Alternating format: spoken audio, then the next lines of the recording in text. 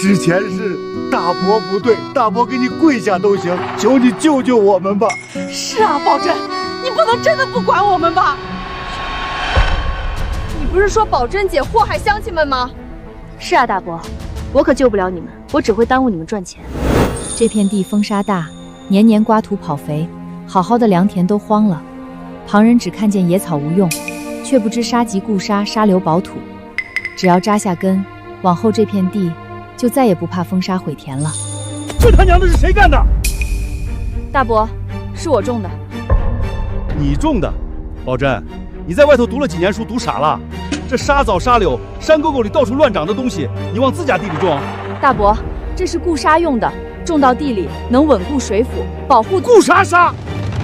我都没听说过种野草还有好处的，就你能耐！女娃家家的，一天天学点乱七八糟，就来霍霍家里的地。江家这博士生闺女顾到啥呢？瞎折腾呗。他哥种车厘子，他种沙梨，那不是羊吃的东西吗？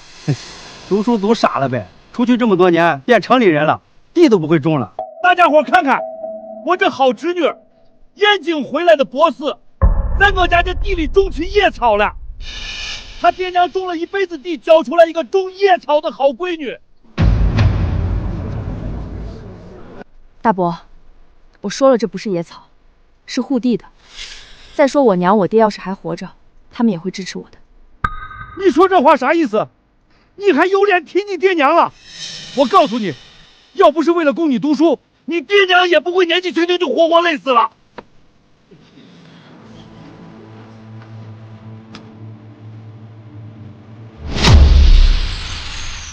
从黄岭村一路走到燕京的名校，最终我还是回来了。这里的沙和小时候一样扎在脸上很疼。小时候总看着爹娘在这漫天风沙里刨地，风刮得睁不开眼。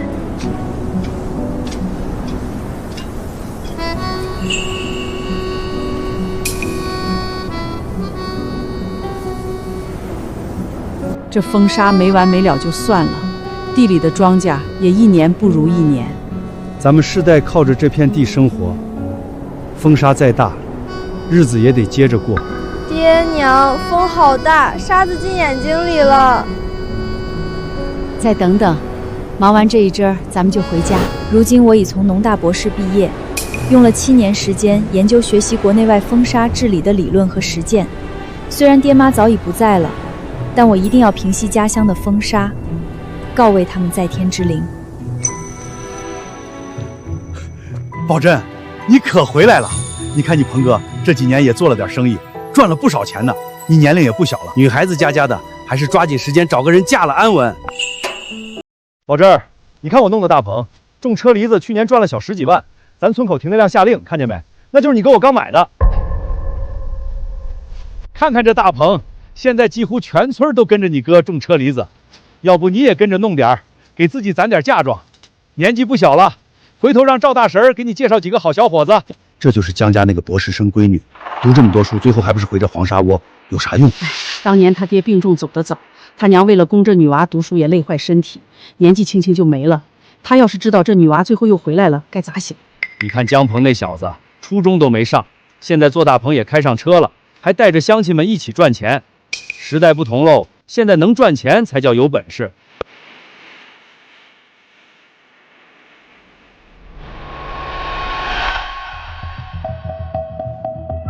风沙侵蚀让村里的地越来越小了，村里的土地因为风沙侵蚀越来越贫瘠，边上的地已经彻底变成没有肥力的沙。如果沙化蔓延到整片土地，到时候就是全村的大饥荒。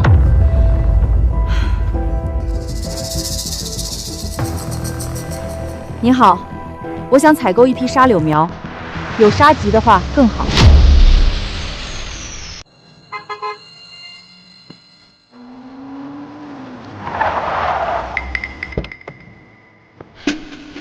宝珍，这宝珍，干啥呢？我爹说你在大棚边上种野草，你还真种上了。谁让你种的？大哥，我这不是野草，是防风护地的。我不管是弄啥的，拔了！你知不知道我这是啥品种？黄金车厘子顶级，1颗果子能顶1斤粮食。我跟去年的老板都谈好了，今年品相好，价钱更高。你种这些破玩意儿，跟我的车厘子抢肥抢水，以后长大了还要挡我大棚的光照。你诚心跟你哥作对？大哥，你干啥？干啥？我给你拔了！这是我的大棚，你种这些乱七八糟，影响我车厘子收成，你赔得起吗？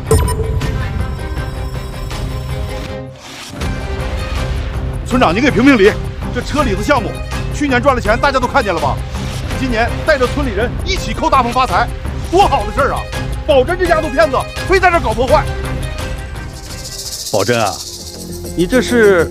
村长，我不是搞破坏，咱黄岭村的风沙一年比一年大，土地也一年不如一年，再不治沙，别说车厘子，以后连庄稼都种不出来，全村都得饿肚子。您看，这土都成白沙了，根苗都扒不住。给咱村的地边上都种上沙棘、沙柳这些固沙植物，能把根扎到地底下2、3米，固住水土，方丰护田，慢慢的地就能养回来。说这些有啥用？哎，听听，他不止祸害我家地，全村的地都要一起种野草。我就说女娃读再多书也是浪费钱。你看，出去几年回来，正经活不会干，就整天显摆他那点学历，把这杂草当宝贝，祸害完自家，祸害全村。宝珍啊，我家也扣着大棚呢，婶先跟你说好，我家可不种那草。就是，我家也不种。江家这女娃确实傻了，谁会往自家地里种野草啊？乡亲们，我对不起你们啊！我家早死的二弟养出这么个不孝女啊！上完学回来一天正事没干过，就可着大家伙的地瞎霍霍，我没招啊！宝珍啊，你也看见了，大家伙都不同意，你那个什么草要种去别处种，不能在人家地里种。村里的致富项目要紧，你不要捣乱。就是，你要种我不管你，别在这种，爱种各种哪儿去，别碍着我儿发财。碍着你们发财？这块地本来就是我家的地，什么时候成公家成你们的地了？你说是你家的就是你家的，空口说白话谁不会？我在这块地里耕种打理10几年，年年施肥种地，全村人都能作证。你说是你家的地，行，拿出实打实的证据来。这地是我爹娘留下来的，本来就该我继承。宝珍，空口无凭可不行，种地窃权讲究的就是证件凭证。你要是拿不出证据，这地就没法认定是你的。我没必要骗人，这块地的地界、往年的耕种记录，村里老人都清楚，本来就是我家的地，是你们一直占用不肯归还。老天爷啊，这没良心的啊！我辛辛苦苦替他爹守了这些年地，他回来就翻脸不认人啊！江宝珍，我爹一把年纪了，给你家种这么多年地，你良心让狗吃了！哎呀，大家一个，乡亲们都来评评理啊！我一把屎一把尿伺候的他爹临走前拉着我的手让我照应。现在倒好，人家博士厉害了，看不起我这穷大伯了，忘本啊，不认亲人啊！就是，江家女娃这就过分了。江老大这些年确实不容易。宝珍，差不多行了，都是一家人。就是啊，你大伯和你哥也没亏待你，咋还跟自家人说这个呢？是啊，都是小辈，跟长辈较啥真儿？真是爹娘走得早，没一点教。江宝珍，你别给脸不要脸，之前念你是我堂妹，给你留面子。实话告诉你。我打电话问过乡里，没有上头批准擅自种这些东西是违规的。违规？哎呀，那可不能再弄了呀，宝珍。幸好我没跟着你一块胡闹。没错，过2天乡里领导就要下来视察，大家千万别跟着他闹。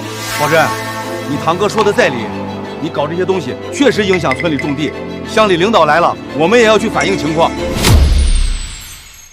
江宝珍同志，乡里接到好多村民联名告状。反映你私自占用村里公共田岗、荒地等公共区域，大面积栽种杂草野草，影响大家种地耕种，阻碍村里正常农事生产，有没有这回事儿？李干部，我种的是固沙护田的草，没有故意捣乱。什么固沙草？就是一堆破草！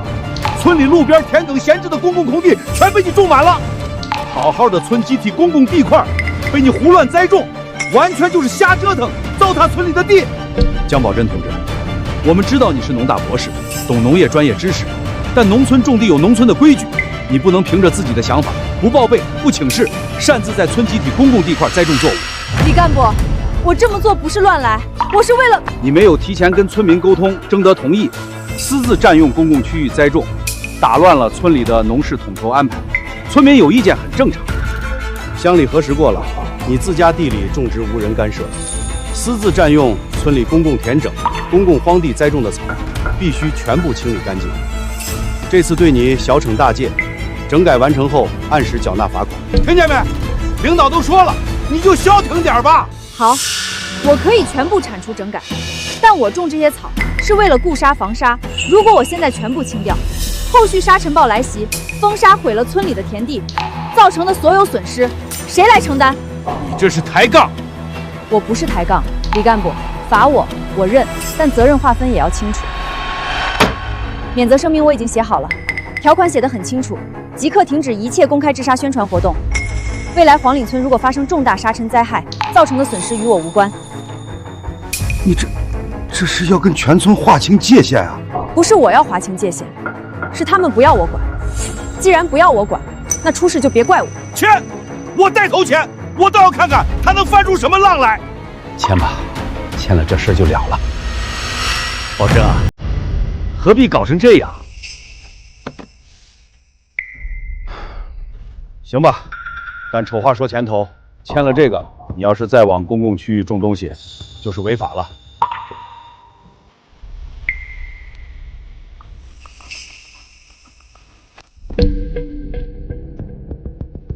最近这风沙不对劲儿。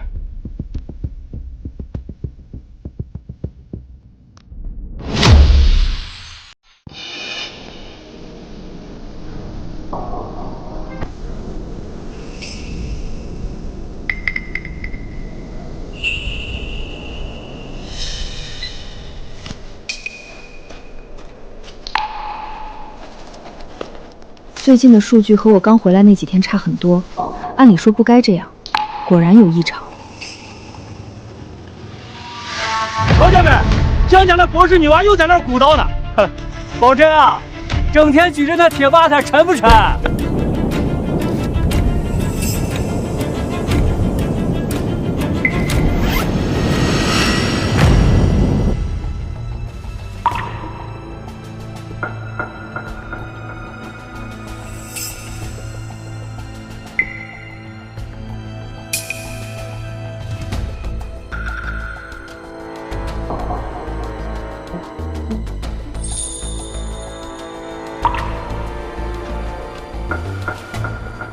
哎，我说你这女娃，又来我家地里干啥？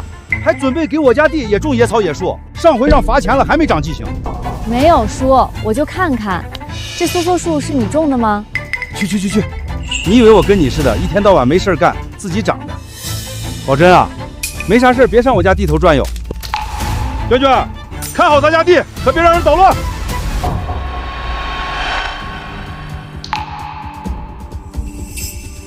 等等，小妹，那几棵梭梭是你种的吧？种的真不错，近距刚刚好，根扎得很深，所以你们家的地这些年都没怎么薄，水分都不差，对不对？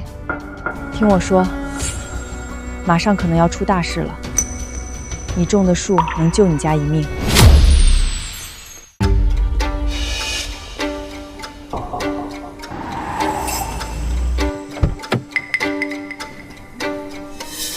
江宝珍，你又想干啥？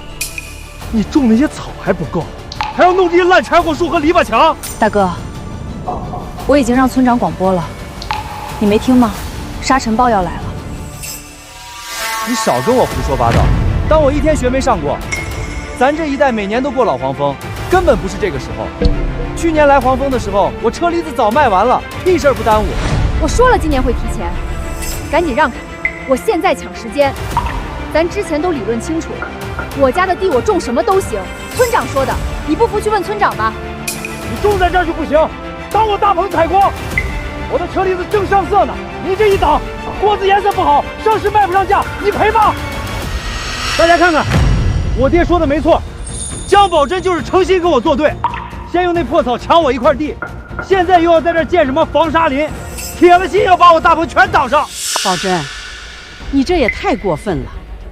之前的草不说，这梭梭柴和篱笆这么高，是挡光吧？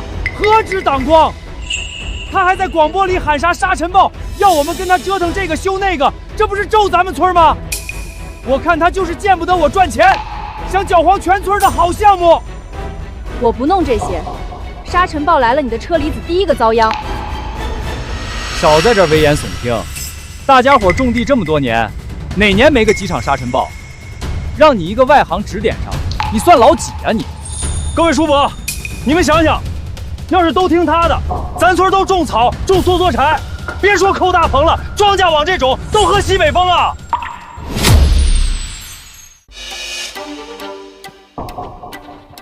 宝珍啊，你这都广播2天了，村里人应该都知道的差不多了。村长，沙尘暴眼看就要来了，我这2天反复广播，就是想让大家上点心。眼下地里的作物大多已经成熟，你再挨户通知一下，让乡亲们这2天抓紧时间抢收果实。行，乡里确实也有沙暴预警，让做点准备。你能帮着广播，我轻松多了。回头我立刻召集村民，挨家挨户通知，组织人手抓紧抢收作物，尽量把损失降到最低。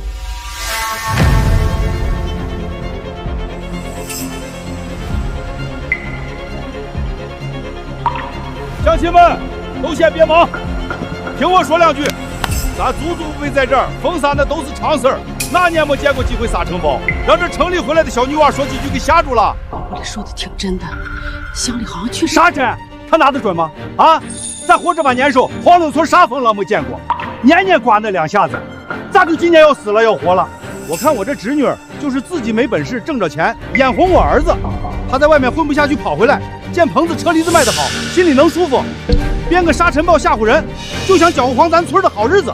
就是，我爹说的对，他那套要是行得通，外面早推广了，还用得着他在这折腾？都散了吧，该干啥干啥，安心种咱的地，使用咱的大棚，钱全兜里才是真的，别听他的瞎折腾。治沙哪有那么容易？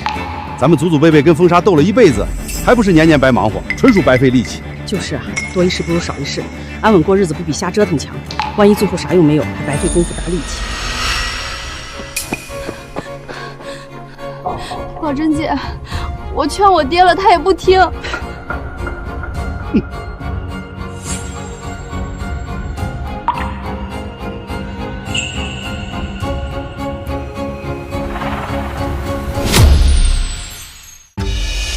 叔，眼下风沙预警紧迫，你家里的果子全都熟了，得赶紧抢收下来。哎呀，宝珍，哪有你说的这么玄乎？现在正长得好呢，先不收，先不收。叔，就半天功夫，您看这天炊烟不散，骆驼打喷嚏，这都是要起风沙的征兆。我妈以前教我的，您老也知道这谚语吧？要不这样，我帮你收，多个人快很多，半天就能全部收完。千万别等风沙来了，毁了1年的收成。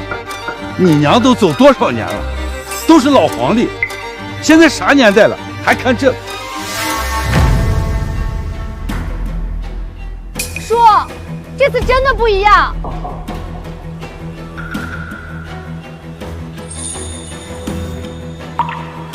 婶儿，我帮您家把门口那几垄菜先收了吧，风沙要来了。宝珍啊，你咋跟那算命先生似的，天天风沙风沙的？咱这地方哪天没风？婶儿，这次风力至少10级，沙墙能到3层楼高，到时候地里的菜都毁了。行了行了，你叔说你是读书读傻了，净自己吓自己。有那功夫，不如婶子给你介绍个好小伙，回头你见见。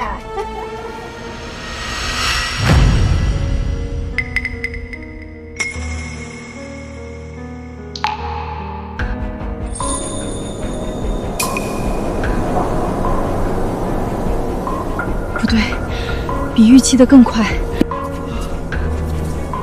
沙暴最多1周之内就会抵达附近，大家伙快去抢收作物，能收多少收多少。宝珍啊，又咋咋呼呼的，天天张口风沙，闭口撒花包，哪来那么多灾？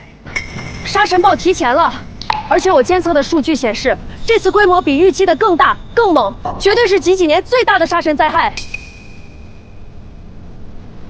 你这一天一个说法，变来变去的。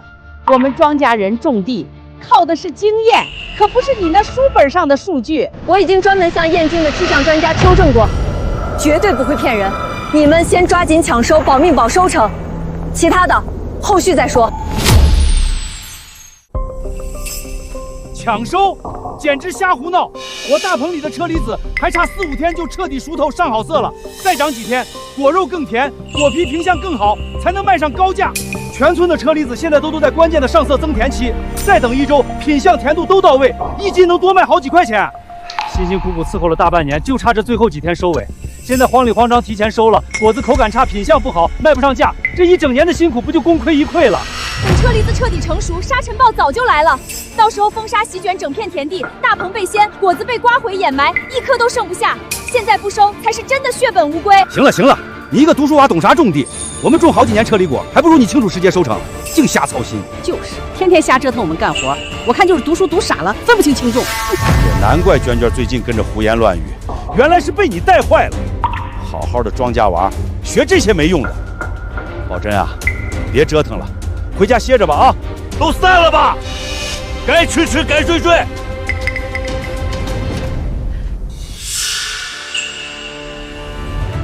江博士，材料就这些，因为是新开发的，还没大规模量产。教授那边能调来的全在这儿了，看着不起眼，其实结构特殊，能抵抗12级飓风。够围这一圈，真是辛苦你们了。应该的，教授的吩咐今晚一定要给你完工，保障江博士的安全。毕竟你是我们科研所的宝贵人才嘛。至于那些乡亲，我偷偷把我家地里麦子收了，我爹他说我是个白眼狼，不让我回家了。对不起，小妹，但姐姐真的没骗你。我知道，宝珍姐。今晚别回去了，这里也安全些。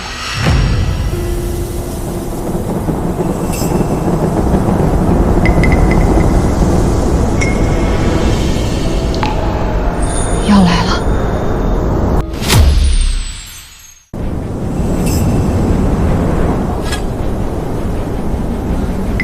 娟娟，收工具！哎呦，这什么风！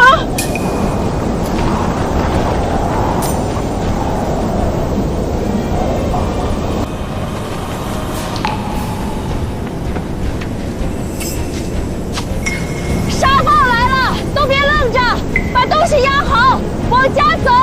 这风邪乎啊，蹬不动。看这样子，难道真有大沙暴？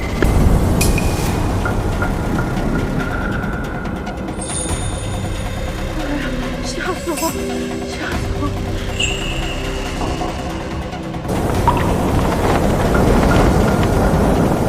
爹呀，爹，宝珍说的沙尘暴不会真要来吧？不知道啊，往年没有这么早啊。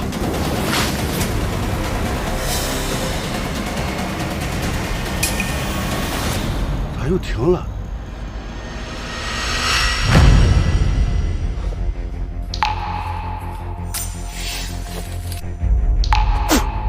奶奶的，吓老子一大跳。没事儿，虚惊一场。看，我说什么？就刮这点风，能有什么事儿？我这辈子在村里住了几十年，从没见过这么古怪的风。前一秒还狂风大作，天昏地暗，吓我心脏突突跳；后一秒立马风平浪静。这天儿真是摸不透。我还听宝珍说要有大沙尘暴，吓得我田里的农具都来不及收，赶紧往家跑，纯属白忙活一场。看看看看，这就是大博士说的沙尘暴。就这点风，把你们吓得屁大点事儿。就是，我大棚膜都没破，小题大做。耽误我半天功夫，我那大车厘子还忙着上肥呢。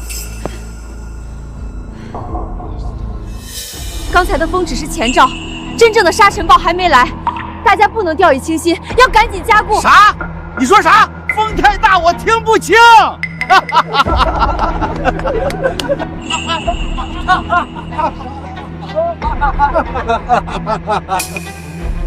侄女儿，别折腾了，回家歇着吧啊！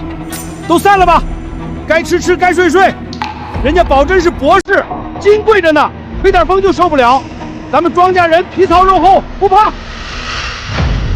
宝珍在城里上学10几年，没见过什么风沙，这点风就大惊小怪。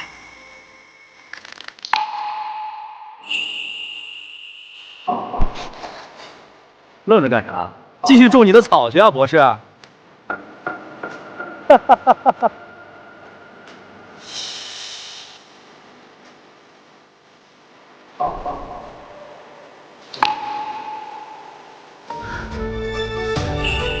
好汉磨破嘴，不如受点罪啊。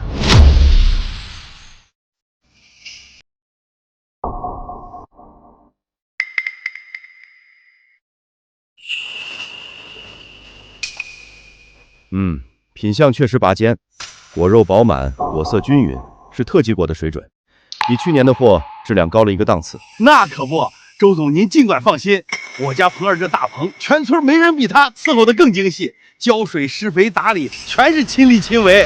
张鹏，我有话直说了，你这批果子品相没得说，但单靠你这一个大棚，出货量太少了。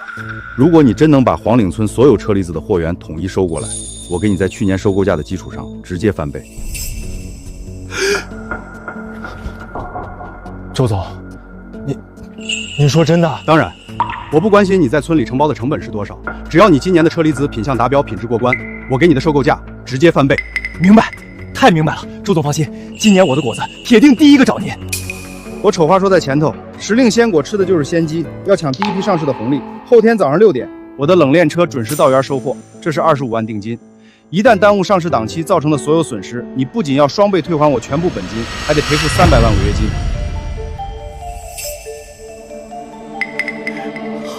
好，这条件你能不能做到？能，肯定能。周总，您就放100个心，保证准时交货。好好把控品质，盯紧时间，别出任何岔子。好嘞，您放心，周总慢走，慢走啊！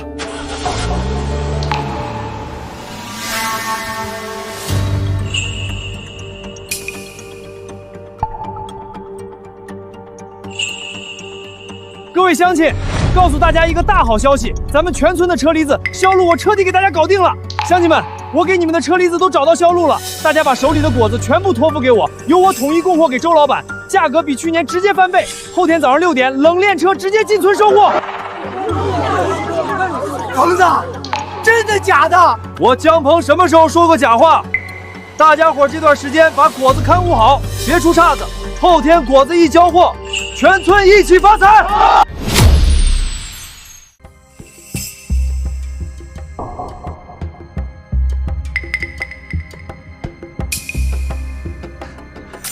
宝珍，还弄你爹娘这破屋呢？江鹏，违约条款仔细看了吗？啥？合同里是不是写的违约金翻倍？周老板怎么会突然给你双倍价格收购？江鹏，你真信有天上掉馅饼的事儿？周总做水果生意多年，不可能一点不关注气象。最近沙尘暴的征兆这么明显，地方气象局也发了预警，这是燕京研究院的教授搞来的新型固沙材料，能挡一部分大沙尘暴。现在用这些已经来不及了，你还是尽快把果子收了，免得最后竹篮打水一场空。还在这儿沙尘暴呢，新型材料唬谁呢？车厘子现在正是生长期，再过2天还能打1圈，你让我现在收，我是嫌钱多吗？后天、明天就有大风。江鹏，这次可能是近10年最强的一次。江宝珍，你是不是种那破草种魔怔了？风能吹坏我的大棚？你就是看不得我比你有出息。博士怎么了？博士还不是在这刨沙子？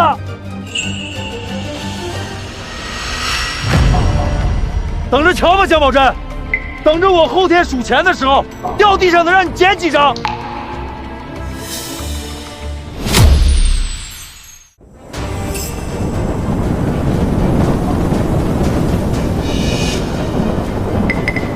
大沙暴果然来了。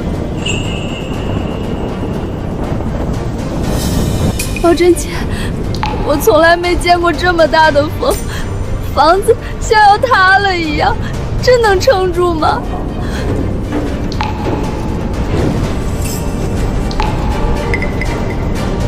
能倒是能。我们加固的那层防沙材料，是教授从研究院送来的新型材料，专门抵御强飓风的。强度高，密度大，能保护墙体，也能挡住外面的沙粒。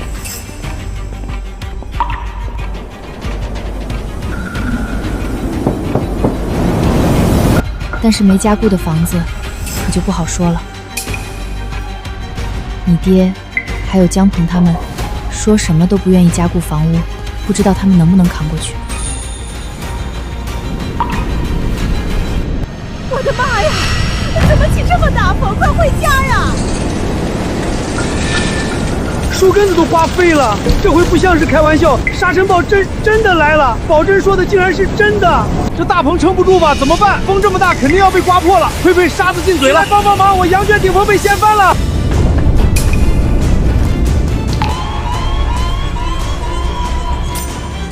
特大沙暴，比预期的风力还高。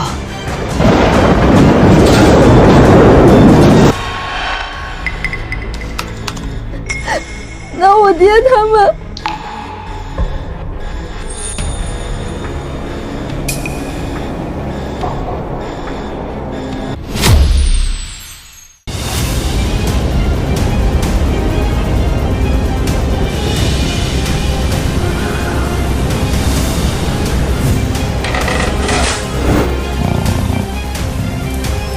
钱，好多钱，都是我的。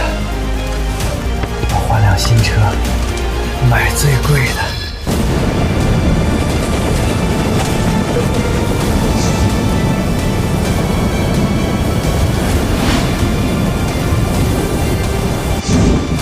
什么东西？干啥呢？是不是那贾宝珍又在搞鬼？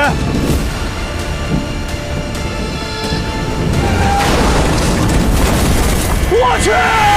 车！我的车！快进地窖！风把里方的墙都刮裂了！我的大棚，我的车厘子，都啥时候了还惦记你的破寡子？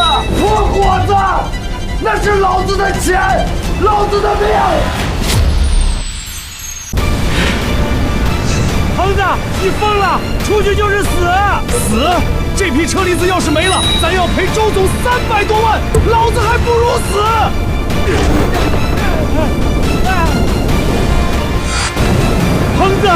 棚子，你回来！这么大的沙暴出去要没命的！作孽呀！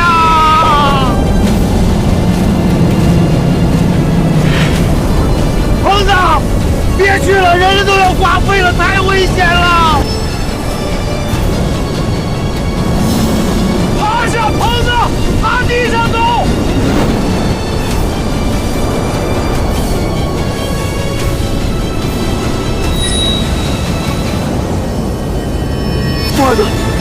我的车厘子忙活大半年，全都废了！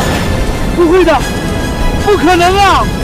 昨天还说过挂满枝头，一夜大风怎么全糟蹋了？周总还有半个小时就要来拉货，当初说好货跟不上双倍退本金，外加300万违约金。300万，咱们家底全部掏空都凑不齐。当初你拍胸脯给全村打包票包销果子，不少农户早早把果子都送到咱家寄存了。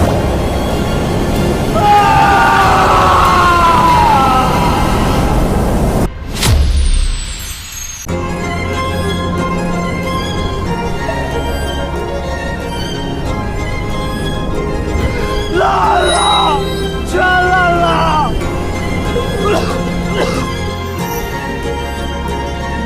全没了，一颗好果子都没有了，全没了！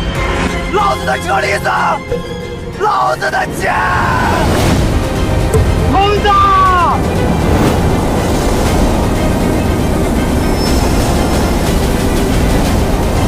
那儿有树，棚子，快抓住树！爹，救我！爹，你拽我干什么？树枝要断了！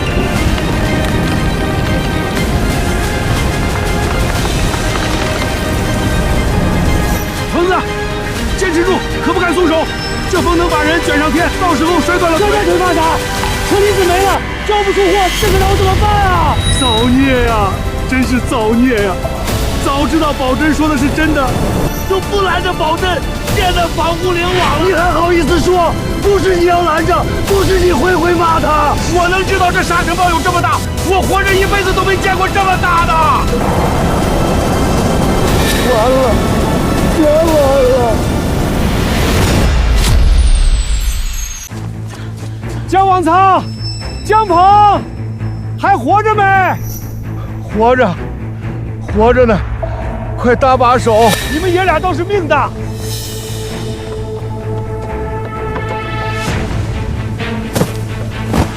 王家地头这几棵树救了你俩一命。听说隔壁村有人让刮飞了，人到现在还没找着。我的地，我的菜全没了，都是他怂恿我种大棚，说好了报销，现在果子全烂了，你怎么说？我的大棚也毁了，一颗好果子没有，就剩下这破钢架。张鹏，你说咋办？乡亲们，这是天灾呀，怎么能都怪棚子呢？放什么屁！不怪他怪谁？少听保真的建房不灵，能这样？还有我的化肥，今年肥涨价了，我可没少往里面花钱，现在全打水漂了，你说咋办？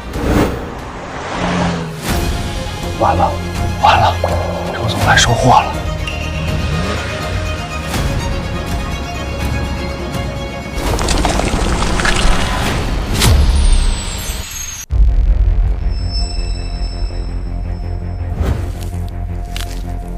江鹏，你的果子呢？这是什么意思？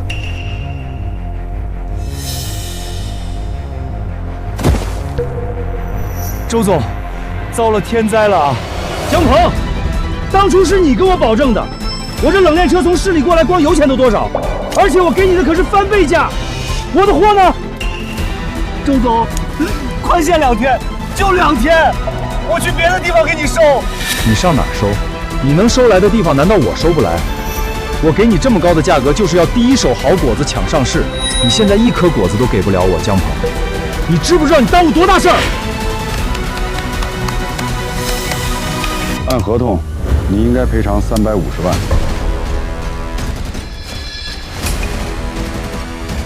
350万，这，车厘子，我看是指望不上你了。违约金我倒能给你3天时间，3天之后交不出，法庭上见。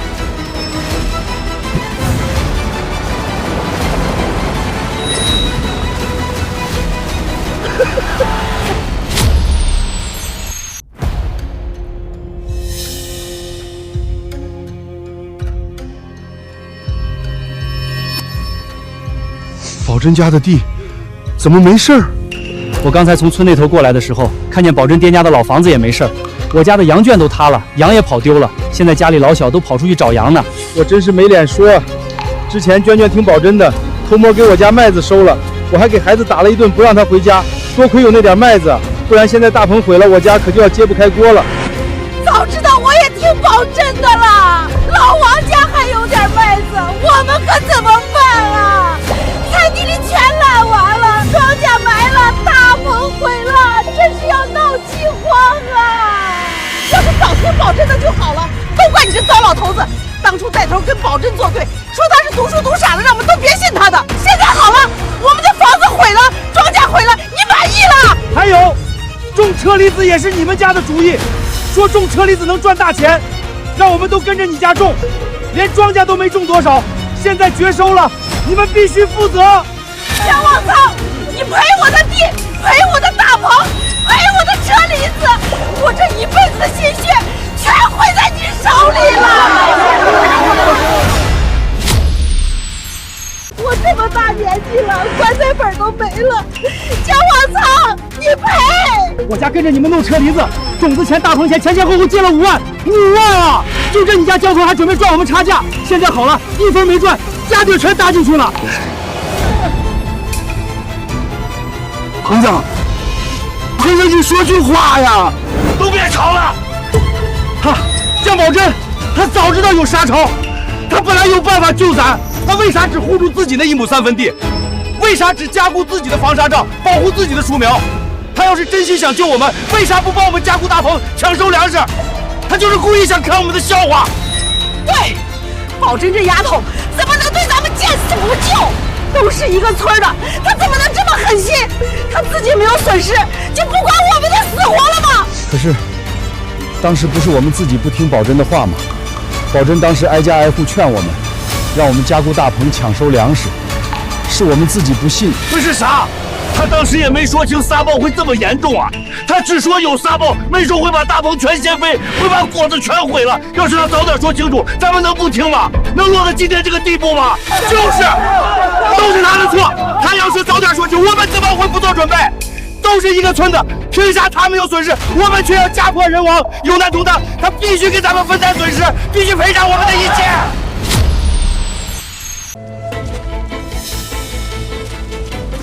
好好的大棚说毁就毁了，这膜这架子全是我们真金白银砸进去的，1年的心血全打水漂了。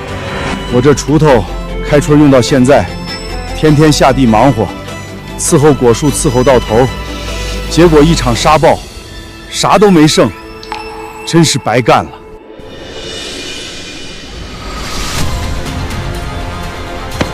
走啊！愣着干什么？姜宝珍见死不救，才让我们落得今天这样。我们现在去找他要说法，你怎么还磨磨蹭蹭的？这样不好吧？宝珍当时确实劝过我们，是我们自己不听。现在去找他要说法，说不过去吧？过分什么过分？他明明有办法救我们，却不救，凭啥他能安安稳稳的，我们却要饿肚子、倾家荡产？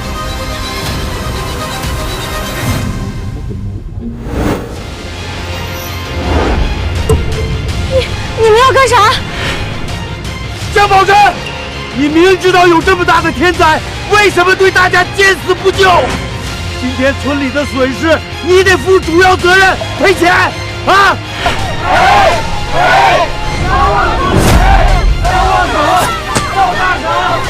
乡亲们现在要饿肚子，你不能不管我们！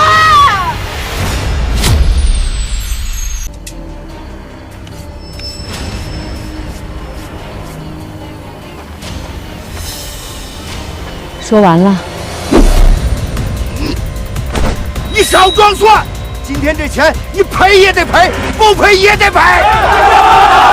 就是，你一个人躲在后头享清福，让我们在前头遭罪。没你这么办事的，都是一个村的，你怎么这么自私？行，你们要我负责是吧？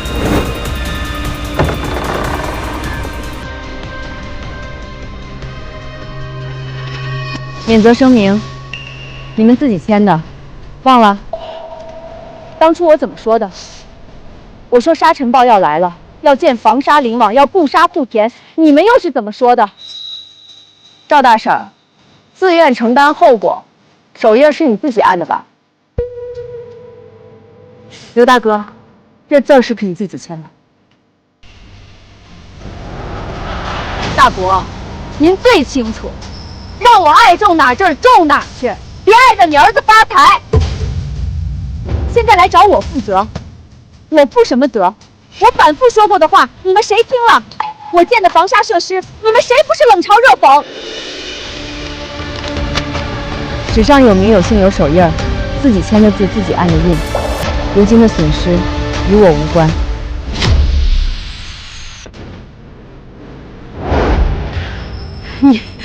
你拿着破纸就想把自己摘干净，你看着乡亲们如今连口吃的都没，你良心过得去？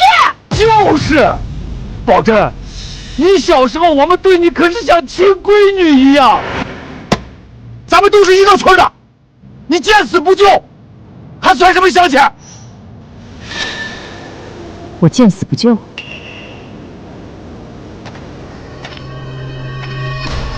这些草，我种的时候你们怎么说的？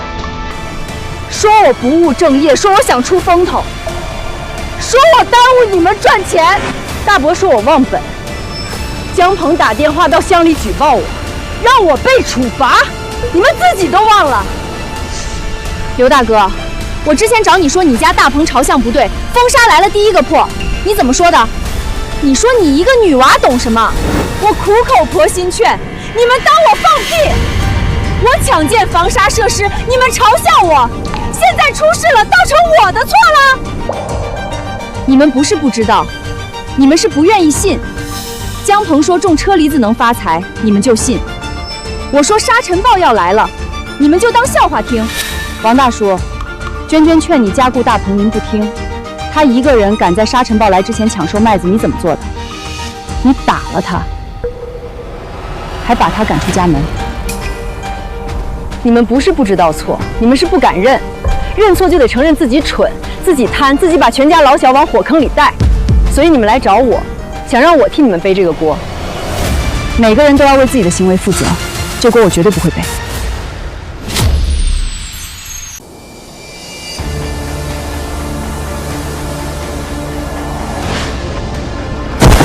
别说了，别说了，宝珍说的对，是我糊涂，是我该死。圈圈啊，爹对不住你！大家伙儿，是我老糊涂。宝珍当初找我，让我跟着种草顾沙，我嫌丢人，嫌耽误挣钱。娟娟当时提前把麦子收了，我还打了他。我个老混蛋！糊涂说我打死自己，我打死自己！老王，别打了。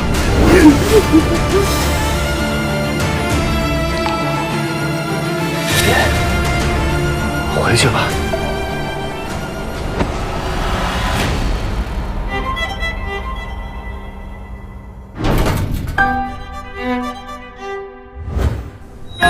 等等，蒋万仓，你儿子呢？你不是说种车厘子稳赚不赔吗？你不是说宝珍的草是害人的吗？蒋万仓，说话呀！就是，当初是谁拍着胸脯保证的？是谁说跟着姜不干，明年盖新房的？我他妈把棺材本都投进去了，现在跟我说亏光了？你们讲点道理，这天灾谁能料到？放你娘个屁！宝珍早说了有沙包，你自己说的，他咒咱们。郑鹏，你拿了我的钱5万，你现在给我吐出来！刘哥，你听我说，车厘子，我也投了大钱，现在真没了，没了，你的钱没了，我们的钱你得还。张哥，我真的没钱了，我把房子都抵押了，我爹把老本都搭进去了。我不管，你们家必须赔！对，赔钱！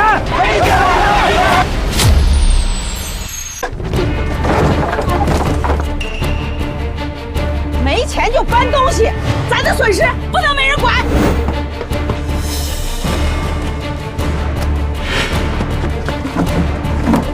张大哥，来搭把手！不能打，那是我的，那是我家的。鹏子，你管管啊！咱家都要被搬空了。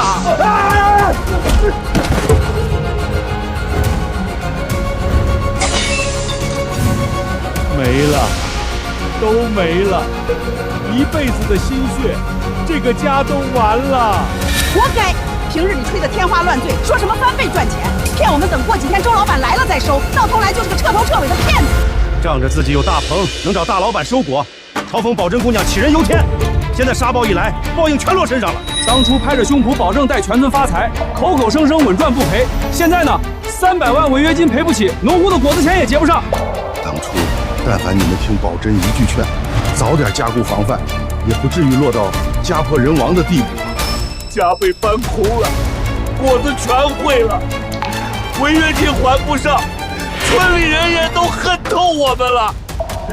咱爷俩以后可怎么办呀？凭什么他姜宝珍就能好好的？凭什么我们家就落得这般下场？鹏子，别疯了，别砸了，家里就剩这点东西了。疯？我怎么不疯？我把房子抵押了，把家底赔光了，还欠了一屁股债，违约金都能把我压死，我不疯怎么办？鹏子，我知道你难受，爹也难受，可事已至此，咱们得认命啊！认命！我不认，都是姜宝珍。要是他当初不拦着，要是他不咒咱们的车厘子怎么会毁？鹏子，你要干什么？干什么？我去找他，我不好过，也不让他好过。不能去，你不能去呀，鹏子！留得青山在，不怕没柴烧啊！你死了，爹怎么办？那些债怎么办？咱们还有机会翻身，别一时糊涂啊！鹏子，爹知道你咽不下这口气，可冲动解决不了任何问题。江宝珍，我一定要让你付出代价。鹏子，你又想干什么？他江宝珍不是能耐吗？不是能防杀吗？不是人人都夸他吗？我就去找他的把柄，我要毁了他，要让他身败名裂，要让他也尝尝一无所有的滋味。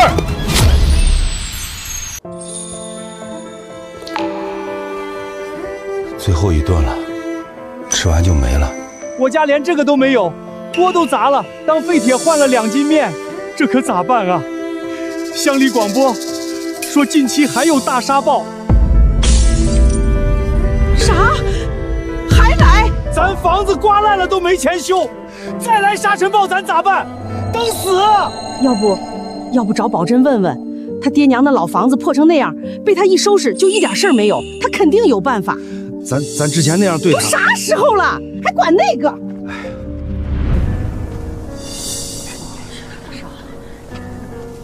宝珍啊，宝珍，婶子求你了，救救乡亲们吧！宝珍，叔也知道错了。都起来吧，跪也没用。宝珍，大家家里一点粮食都没了，马上又有沙尘暴要来，你不救我们，我们就真完了。对，沙尘暴马上又要来了，你们这样在外面晃荡，是想被风卷走吗？房子都是破的，我们躲都没地方躲啊！宝珍，早点加固一下就不会破了。现在破屋子也只能先躲着，总比站在外面吃沙强。先回去吧。宝珍，你真不管他们？管，哪能真不管？这些是之前买多的，你晚上送过去，直接放门口，别让人看见。哎，行，但是宝珍姐，你既然要帮他们，为啥刚才不答应？他们得记住这个教训，不然下次还会犯。但也不能睁眼看着他们没活路。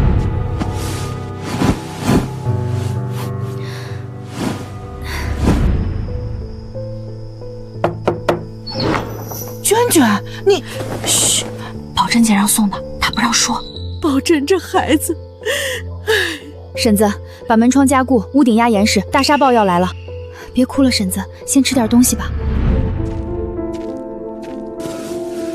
宝珍她，宝珍姐不让说是她给的，但咱得清楚，你们吃饱了好好想想吧。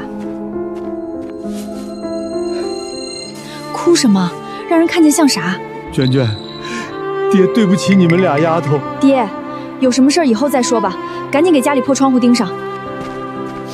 好歹还有口粮兜底，真是万幸。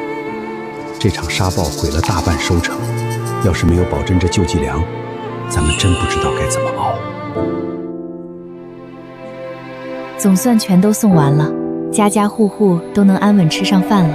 钉子再钉牢点儿，夜里万一再刮风沙下雨，可不能让屋子再漏了。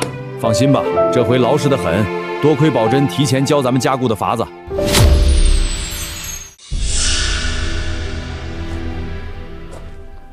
鹏子，你看啥呢？看见没？这江宝珍真会笼络人心。这咋了？咱家门口也被放了一点粮食，不然明天不知道吃啥。他故意拿捏大家，先是不理，再送点东西，让全村都念他的好。爹，你等着，我让他装不下去。你们真以为江宝珍是好仙？啥？他早就有粮食，早就有材料，为啥不早拿出来，非要等你们去求他？你啥意思？他就是故意拿捏你们，让你们欠他的人情，以后他说啥你们都得听。不能吧？不能！你们想想，之前你们可是跟我一块举报他，让他被罚了钱，他现在怎么可能还会真心帮你们？老张，就属你当时说他最难听，他给你的粮食你们真敢吃？宝珍，你最近小心点。叔，咋了？江鹏那小子一直偷偷找村里人编排你，不知道又在盘算啥。我知道了，叔，谢谢你。真是没救了。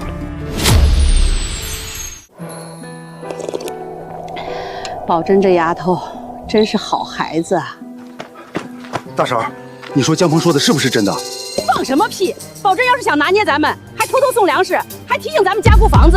就是，我琢磨着，保真要是真坏，看着咱们饿死不就完了？何必多此一举？其实我去给娟娟送东西的时候，看见保真屋里的粮食也不多，她自己都舍不得吃。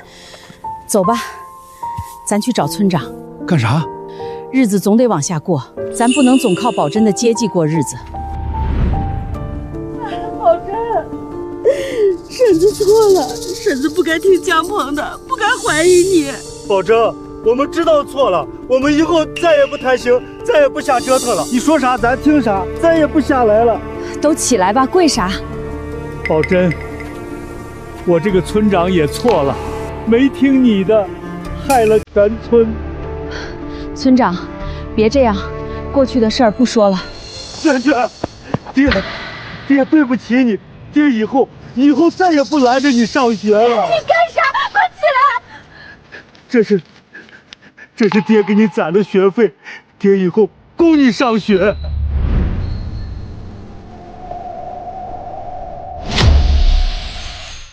乡亲们，过去的事儿我不提了，但有一件事儿必须说清楚。乡里广播说了，近期还有大沙暴，强度可能不亚于上一次。还来一次！这是气象局的预警，风力等级、持续时间都标着呢。这比上次还猛。上一次，你们的大棚毁了，房子塌了，是因为没有防护。这一次，如果再不抓紧时间修缮房屋、抢建防护网，不仅房屋会彻底倒塌，还可能出现人员伤亡。保真，你说咋办？我们都听你的。对，你说咋干就咋干。第一，把剩下的粮食和物集中管理，统一分配，不能乱。第二，全村分成几组，一组加固房屋，一组抢建防护网，一组负责巡查预警。第三，也是最重要的，必须齐心协力，谁也不准搞小动作。谁要是再像上次那样各行刺事，别怪我不客气。保真，你放心，谁再捣乱，我第一个不饶他。保真，你说咋分，我这就去安排。事不宜迟，现在就干！保真，他们能行吗？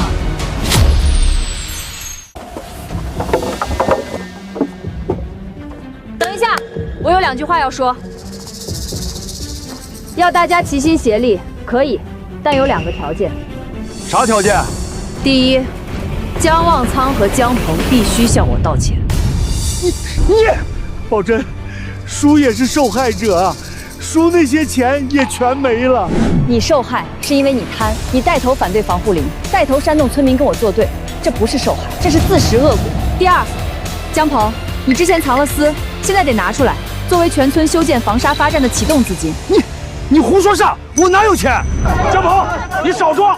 之前周总来的时候，大家伙都听到了，你从我们手里收车厘子，那定金都有20多万。就是把钱都拿出来，那是我自己的钱，凭什么拿出来？你可以不拿，但防沙仗修不起来，大沙炮来，大家一起死。鹏子，要不道歉可以，但我没钱。我错了，我不该种车厘子，不该反对防护林，行了吧？这就完了？钱呢？我说了，我没钱，我要赔周总100多万，还欠着贷款。你说一句没钱就完事儿了？不是你在村里到处吹牛说赚了多少钱的时候了。今天这个钱你要是不吐出来，就别想在黄岭村待了。我倒要看看你们能拿我怎样。鹏子，你先别走。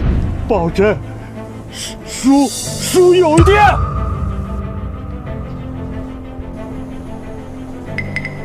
这是我攒的养老钱。这是我爹的养老钱，你们也抢！大家伙饭都吃不上了，房子都破着，你们2个罪魁祸首，还有脸说什么养老钱？我爹的命也是命，他老了，他得活着。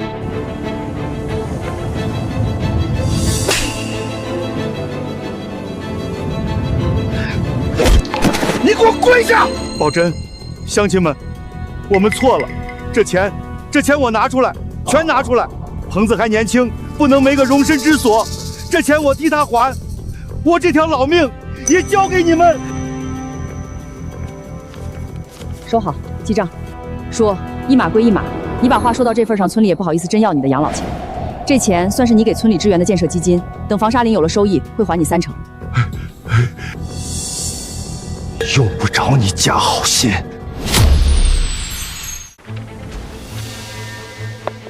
我说一下分工，刘大哥，你带10个年轻力壮的，负责修缮破损房屋，重点加固屋顶和门窗，材料堆在村东头，不够了跟我说。行，听你的。张大哥，你带8个人抢建防沙网和防沙罩，位置我标好了，从村口到田地边缘必须连成一片，不能有缺口。得嘞。赵大婶儿，您和几个婶子负责准备防护物资，沙袋、草帘、塑料布，能收多少收多少，分类摆放，用的时候不能乱。放心，交给我。大爷大娘们，你们照顾好孩子，别让他们乱跑。应急粮食囤在防沙屋后面的地窖里，钥匙给王娟娟保管。宝珍姐，我记着呢，每家的口粮都登记了，按人口分，不会乱。事不宜迟，现在就干！是。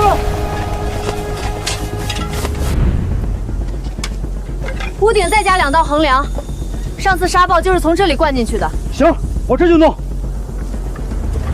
装再深一点，至少1.5米，不然扛不住风。宝珍，这网能行吗？我大棚的钢架都让风扭坏了。放心，这网的材质和大棚不一样，是专门固沙的，虽然软，但是韧性大，风再大也刮不断。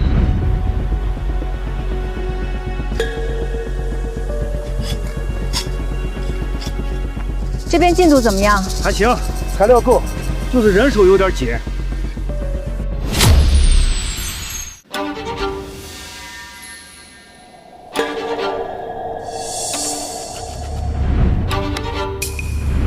江鹏哥，你这是做什么？我看看有啥能干的。那个我还有点事，我先走了。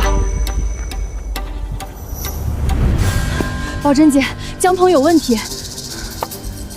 他又做什么妖了？我刚才看见他割防沙网的绳子，还有昨天张大哥说材料少了，我猜也是江鹏搬的时候故意放错地方，把防沙网和加固屋顶的材料混在一起了。先别声张，再等等，先悄悄把绳子和材料换掉，别让他知道。为啥？他既然想玩，我就陪他玩。我倒要看看他到底想干什么。哎，你们说，那防沙网真有用？啥意思？我听说那玩意儿就是摆样子，风一大就吹跑了。上次大棚咋没的？你们忘了？不能吧？宝珍说这个是新型材料，能顶住10级大风呢。他说啥你们信啥？他还说车厘子不行呢。结果呢？要不是他咒咱们，我们能这么巧遇到沙尘暴？反正我觉着那网就是糊弄人的。到时候风来了，该咋样还咋样。到时候他往他那龟壳屋里一缩，哪还管咱们在外面死活？我说这些也是为大家好，信不信的你们自己心里也清楚。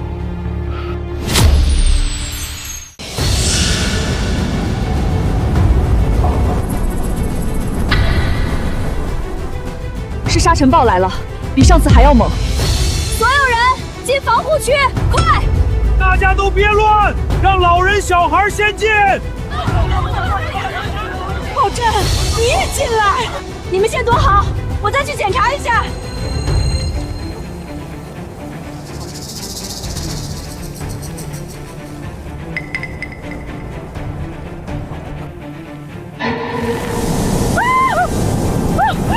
这网不要断了吧？刘大哥，拿锤子来！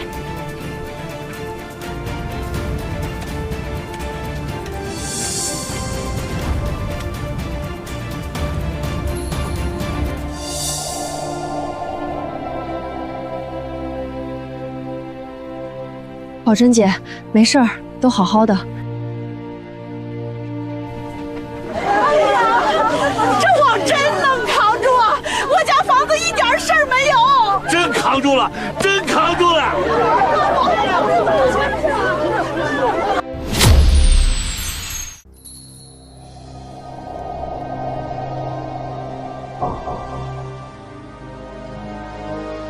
这地已经种不了庄稼了。宝珍姐，那咋办？乡亲们，你们要是信我的话，就种点这个。沙棘，这不是喂羊的野草吗？对我们来说是喂养草，但对药商来说是药材。沙棘能在沙地里活，根能扎到地下2、3米，防风固沙。等结果了，果子能卖，叶子能卖，地也能慢慢养回来。宝珍，这真能行吗？赵大婶儿，你要是不信就少种点儿，围着地头种一圈，扎完个领沙也不耽误种别的。行，宝珍，我信你的。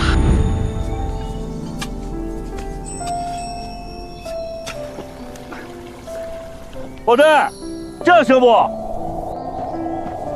根要展开，土要压实，不然风一吹就倒了。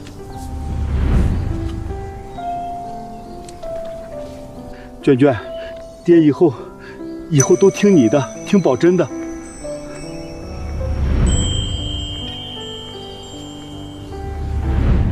鹏子，干吧。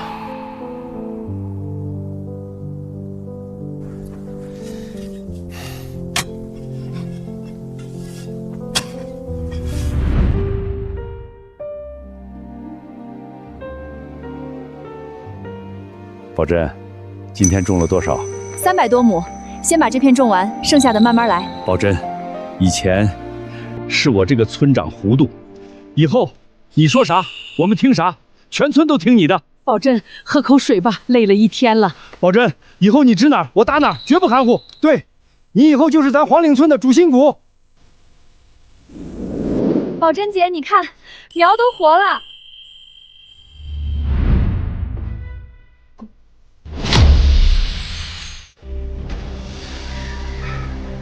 鹏子，大晌午日头毒，总蹲在广场上暴晒，咋回事？回家吧，我中午挖了野菜，下锅煮点糊糊凑合一顿。爹，你看见没有？看见没有？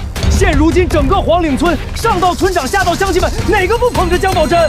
鹏子，爹求你了，消停点吧，咱现在啥也没有了，你还想咋样？啥叫啥也没有？我还有一口气。他姜宝珍凭什么？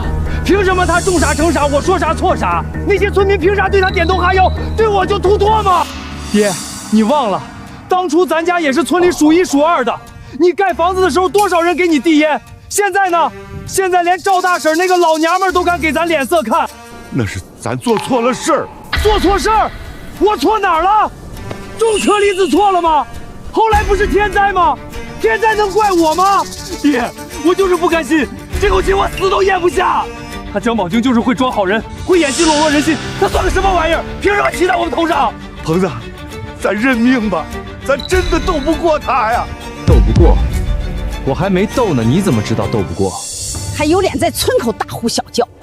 当初忽悠全村跟着种车厘子，坑得大家个个赔钱，丧良心的人就该受穷。你说啥？有种再说一遍！别闹了，鹏子，咱回家吧。姜宝珍，你风光得意的日子长不了，这笔憋屈账我早晚找你清算。刘大哥、张大哥，过来抽根。有事说事儿。刘大哥，我问你个事儿，你们真觉得那沙棘能成？我打听过了，沙棘这玩意儿3年才挂果，5年才丰产。5年，你们知道5年是啥概念吗？5年里你们就守着这几棵破苗子喝西北风。宝珍说了，前面2年可以采叶子卖钱，第3年就能结果。他说啥你们信啥？他说防沙网有用，那是运。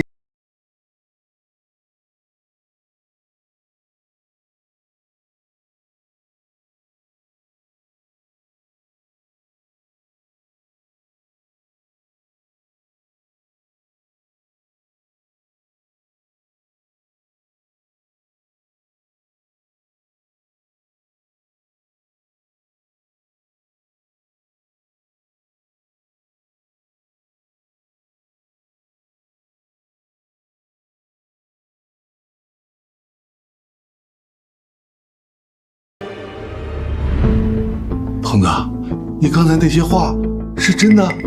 真的假的？重要吗？你这不是造谣吗？宝珍的合同咱也没见过。爹，你傻呀？我有没有造谣？他们去问一嘴不就知道了？他姜宝珍要是心里没鬼，怕什么问？再说了，就算合同没问题，他姜宝珍被一群人围着问，心里能痛快？他要是藏着掖着，村民越疑心，疑心一起，他这主心骨还当得下去？爹，等着看吧，这才刚开始。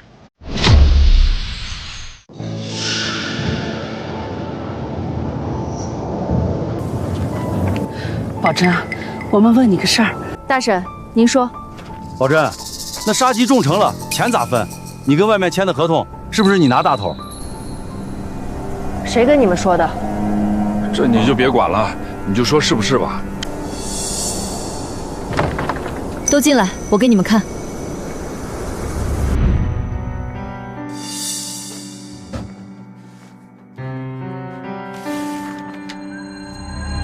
合同第3条，沙棘果实及附属产品收益，黄岭村合作社占70%，收购方占30%，合作社的70%按户分配，多劳多得。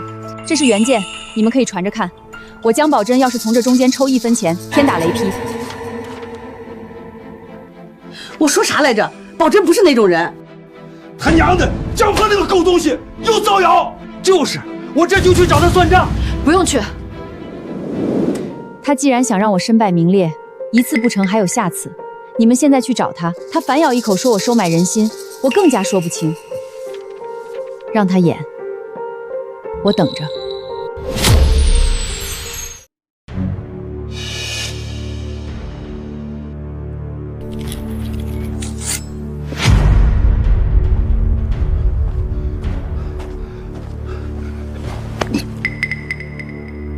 你干啥？干啥？给他江宝芝添点乐子。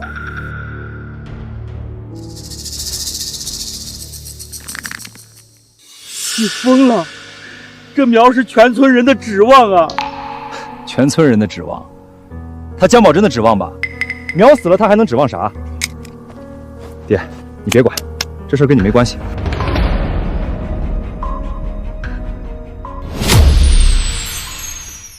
鹏子，算爹求你了，别再折腾了，咱就老老实实种地，行不行？爹，你忘了那些人对咱啥态度了？你让我老老实实种地，我种给谁看？给谁笑？你要么帮我，要么闭嘴。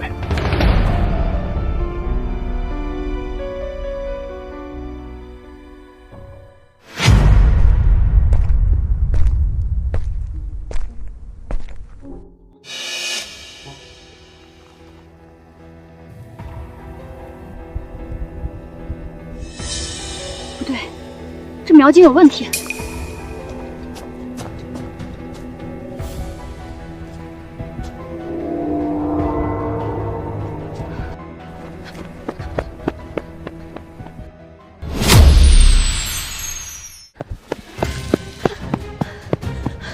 宝珍姐，苗被人割了。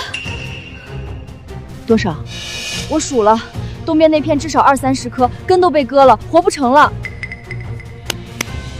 走，去看看。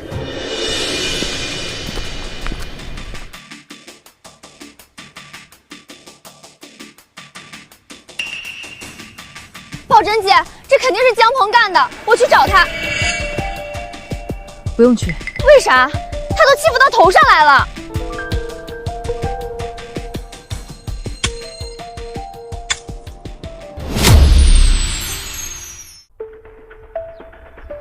你去找他，他死不承认，你能怎么办？那就这么算了。割苗是昨晚或者今早的事儿，伤口还没干，他兜里或者手上肯定还有痕迹。另外，这刀口是斜着下去的，用的是小刀，不是镰刀。村里用小刀干活的没几个。你去把刘大哥叫来，让他悄悄盯着江鹏，别打草惊蛇。我去找村长，看看村里的监控。监控？咱村哪有监控？村口小卖部不是就装了一个吗？我上次去站上，顺便给咱村申请了一套，本来打算防沙尘暴灾害用的，现在正好派上用场。宝珍姐，你早就防着他了。去叫刘大哥，记住，别让他看出来。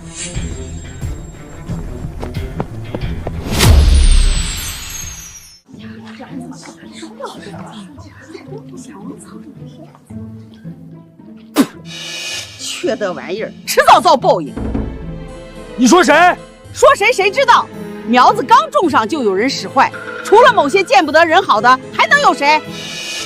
赵大婶，话不能乱说。你有证据吗？没有证据就是造谣。看看你跟江宝珍学的这副恶毒的嘴脸。怎么，想打人？来啊！老刘，你上小学的时候就只有挨打的份儿，现在神气上了。老刘，别跟他一般见识。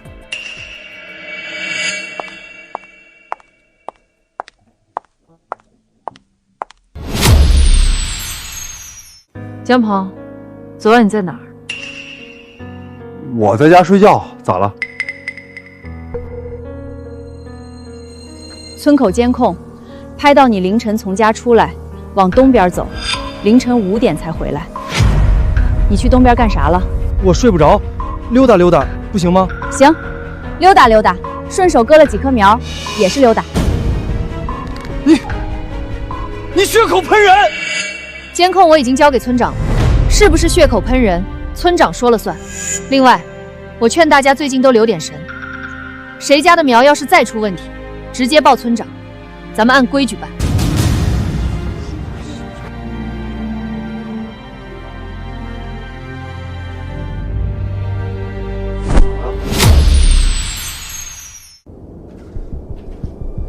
他怎么会有监控？他怎么会有监控？鹏子，收手吧，宝珍啥都知道了。收手？我收什么手？他江宝珍算准了我不敢再动是吧？我偏不让他如意。鹏子，爹求你了，咱离开黄岭村吧，去哪儿都行，爹陪你。爹，你怕什么？他江宝珍有监控又怎么样？他拍到我溜达，拍到我割苗了吗？他没拍到，他诈我呢。我要是认了，那才是上了他的当。我不认，他能拿我怎么样？不过这监控确实是个麻烦。爹，你去找几个人，就说江宝珍装监控是侵犯隐私，让村里人闹起来，让他把监控拆了。行，爹去试试。鹏子，你记住，这是爹最后一次帮你。乡亲们，我问你们个事儿，宝珍的监控你们咋看？姜旺仓，你又想做啥妖？江旺仓，你少在这煽风点火。监控是宝珍为了防杀申请的，防的是谁你心里清楚。就是，你要是没割苗，你怕啥监控？不做亏心事，不怕鬼敲门。就是，姜旺仓，你儿子干的那点事儿，全村谁不知道？还好意思在这儿嚷嚷？要是我，早就找个地缝钻进去了。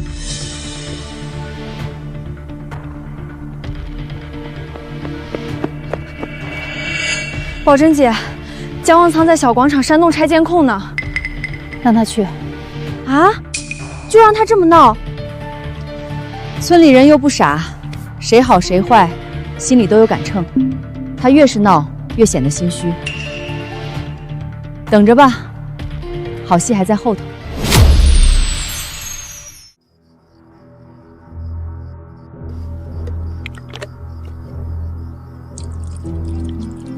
鹏子，这是啥？除草剂，专杀这种苗的。你疯了！这要是让人发现，发现？深更半夜的，谁发现得了？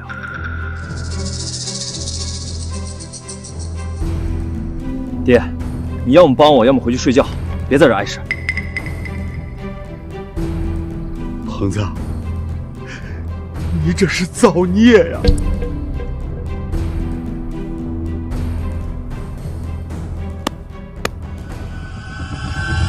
造孽！他江宝珍让我身败名裂，让我赔得倾家荡产，他就不造孽？爹，我不好过，他也别想好过。这苗死了，我看他怎么跟村里人交代。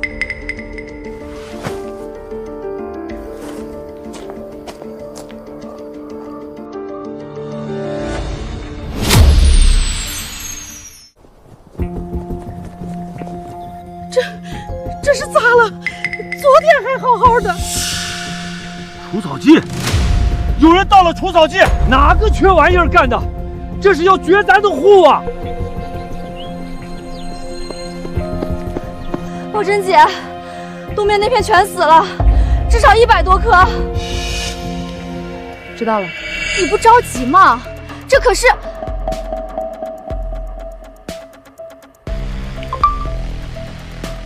看看，这是监控拍到的。我早在他常走的那几条田埂上装了微型摄像头，就防着这一手。宝珍姐，你早就知道他会这么干。他这种人不会只割几棵苗就罢手的。我要么不抓，要抓就抓个现行。走，该去收网了。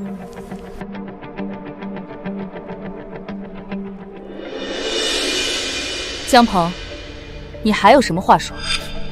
我啥也不知道，你少在这儿血口喷人。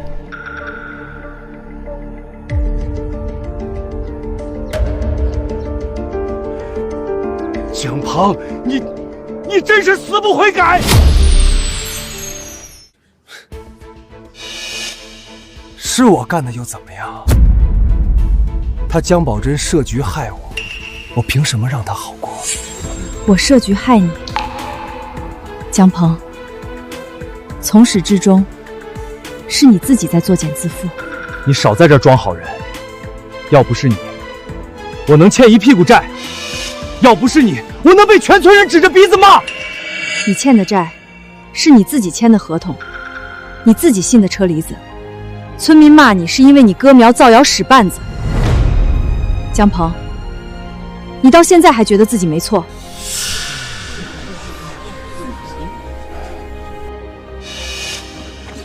你给我闭嘴！鹏子，爹求你了，认个错吧，咱不能再错下去了。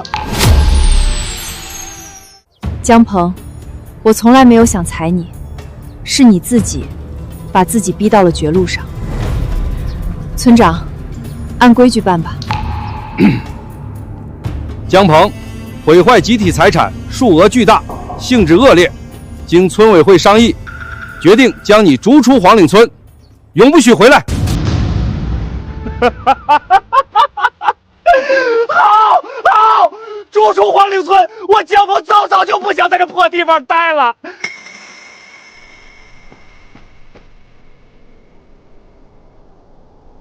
爹，你走不走？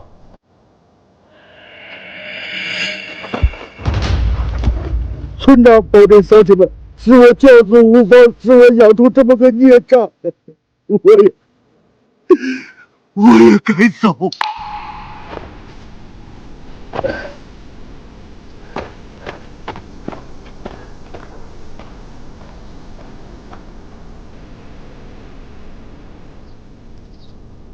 活该！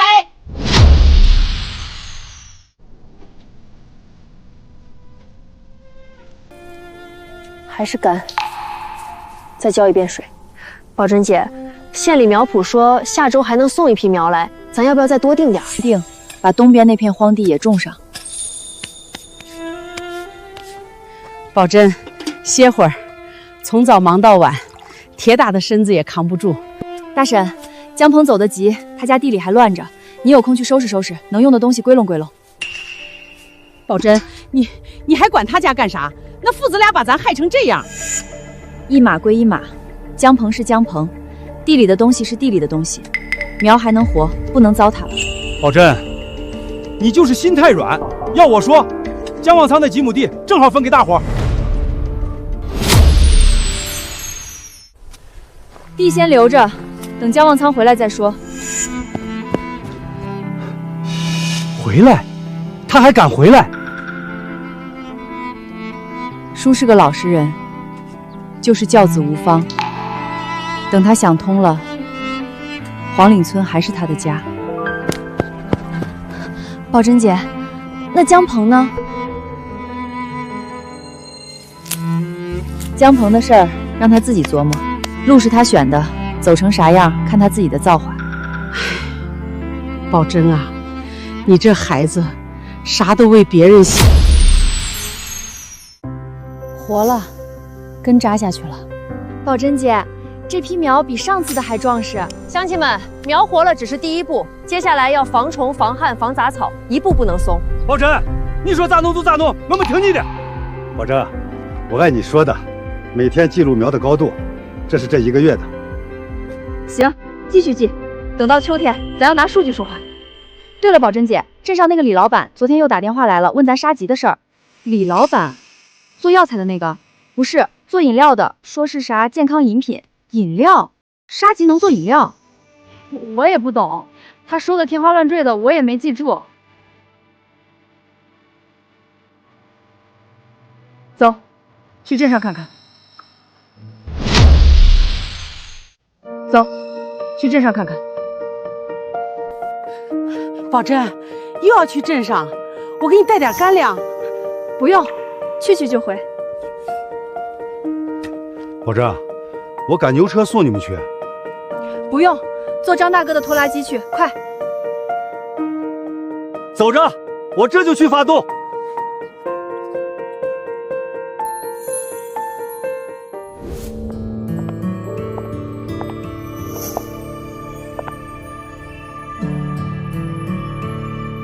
哎呦，姜老板，您可算来了，快请进，快请进。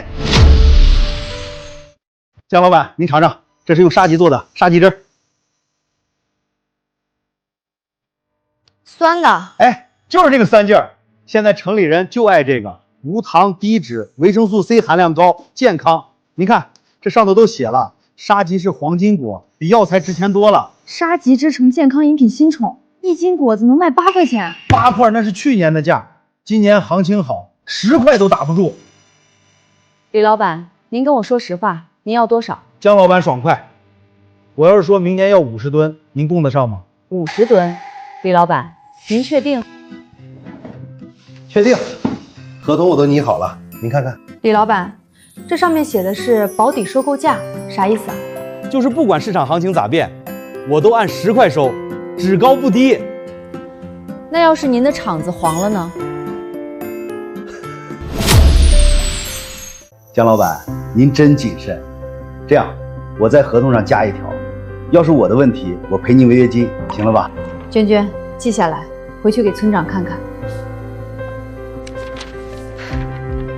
乡亲们，镇上的李老板要跟我们签协议，明年收咱的沙棘果，1斤10块钱起步。10块？宝珍，你没听错吧？以前药材才卖几块？没听错，是沙棘汁儿，不是药材。现在城里实行这个，比药材贵。沙棘汁，那不还是沙棘吗？咋就能贵这么多？刘大哥，您看，报纸上写了，这叫健康饮品，城里人专门喝这个，供不应求。宝珍，这是真的？咱这穷乡僻壤的，还能赶上这种好事儿？是真的，但有个条件，李老板要50吨，咱现在种的不够，得扩种。扩多少？至少再扩300亩。300亩，那得多少人力啊？就是，咱现在这点地都忙不过来。人力的事儿，我去想办法。我就问一句，干不干？干！宝珍说干，咱就干。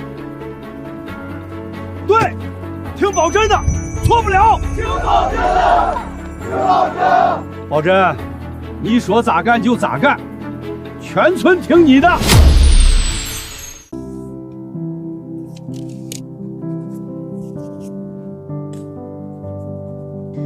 刘大哥，东边那块再深翻一遍，土太板结。宝珍姐，县里的回信。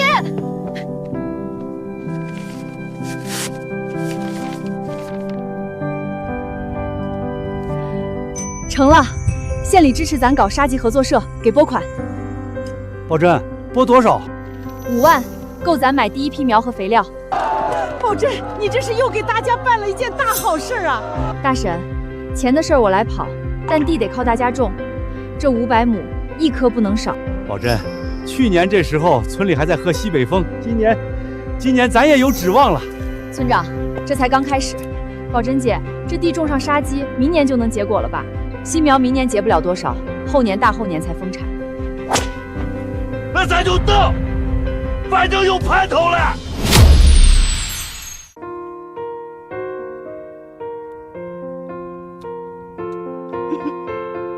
哎呦，这玩意儿真酸，酸就对了。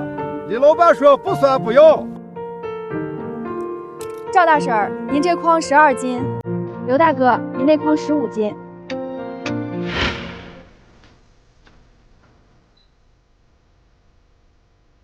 今天总共收了2300斤，按10块算，23000。我的老天爷，一天就23000！这才刚开始，等明年丰产期，一天能收上万斤。宝珍，那咱今年能分多少？按合同，合作社抽30%，做来年投入，剩下的按户分。我算过了，今年每户能分8000到12000。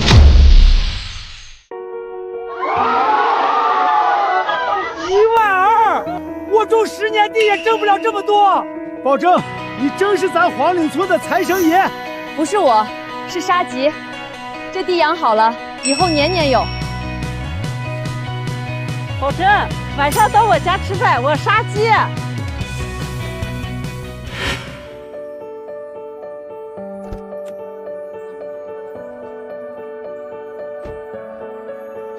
宝珍姐，这车真是咱村的。刘大哥，以后运输的事儿你负责。这是驾照，抽空去考。宝珍，我能行？我说行就行。宝珍，我想跟你说个事儿。娟娟他妈走得早，我就这么一个闺女，我想让她去读书。爹，以前爹糊涂，不让你读是爹不对。现在咱家有钱了，爹供得起你了，你去读，考大学。宝珍姐，我去合作社的事儿，我另找人。宝珍姐，娟娟，好好读，考个好大学，回来帮你宝珍姐。娟娟，去吧，村里的事儿有我们呢。乡亲们，去年这时候，咱还在沙堆里刨食，今年咱也能分红了。我活了50多岁，头一回借这么多钱。周桂花，12000挣。我的，大婶儿，说清楚。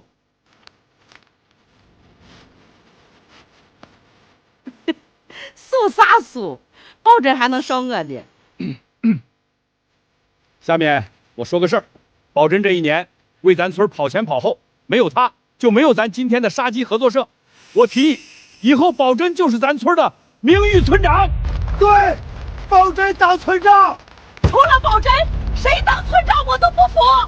村长，您的好意我心领了，但名誉村长就算了，我就一个种地的，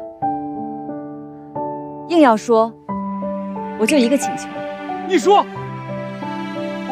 娟娟要去读书了，她那份工，我想替她留着，等她大学毕业还回黄岭村。珍姐，我一定回来，我一定回来帮你。妈，我来看您了。您说的对，沙棘是好东西，落在沙里就能活，和我们黄岭村的人一样。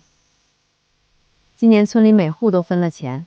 赵大婶家最多12000，刘大哥买了辆面包车跑运输，张大哥的儿子在镇上读高中，学费有着落了。妈，您当年让我读书，让我走出黄岭村，你的苦心我懂了。我现在让村里过上好日子，村子也大不一样了。妈，您能看得到吗？妈，当年村里只有我一个女孩上了高中，现在村里的孩子不论男女都能去上大学。王家那个娟娟妹子可聪明可有出息了，你也保佑她能考个好大学，好不好？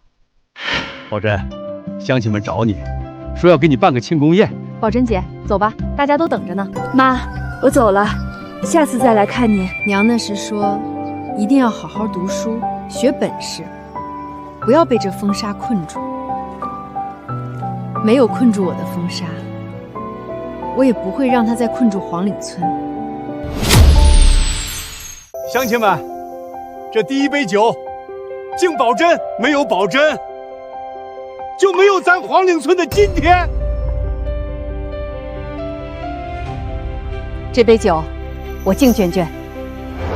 宝珍姐，你明天就要去县城读书了，好好考，考完了回来黄岭村等你。宝珍姐，我一定回来，我一定回来帮你。宝珍儿，吃，多吃点，你看你瘦的。宝珍，我老刘是个粗人，我就说一句，以后你指哪儿我打哪儿，绝不含糊。对，宝珍，你是咱黄岭村的主心骨，这辈子都是。乡亲们，黄岭村的风沙小了，但还没完。